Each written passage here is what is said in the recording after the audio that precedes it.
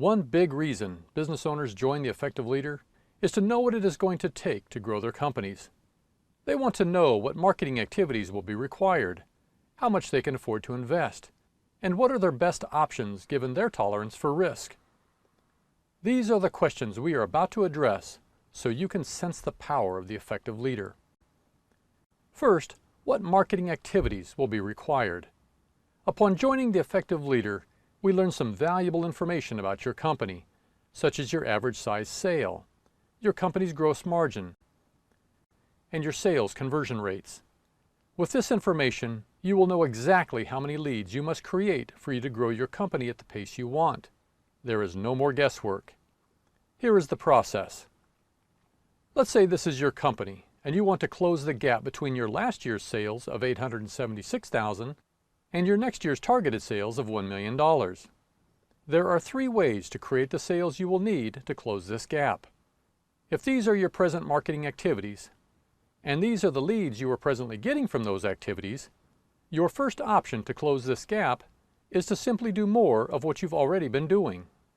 But if you choose to increase your investment in each of these marketing activities, would that always increase your lead generation? Perhaps, but let's say you have optimized those activities. Your second option to close this gap is to add a new marketing activity. You've decided to invest in a social media campaign for $1,500 per month. This is $18,000 for the year. But how many leads this will create is the big question. Let's say that the salesperson who signed you up tells you to anticipate at least 1 new lead for the first month, and she expects your leads to grow about like this. You will anticipate 161 new leads for the year. As we scroll down, you can also see that this campaign, if it does provide you with 161 leads, will indeed close the gap between your targeted sales and the sales you can now expect from all of your marketing activities. So question number 2 was, how much can you afford to invest? Let's see. We turn back to your operating budget and see that your marketing investment has automatically been updated. We can see here that you are planning on the $1 million in sales and that your profitability is still adequate. If it wasn't adequate, you and your trainer simply go back here to figure out how else to achieve those 161 leads needed to close this gap, but do so at a lesser cost. Are you starting to feel the power at work here? Question number 3 was, what are your best options given your tolerance for risk?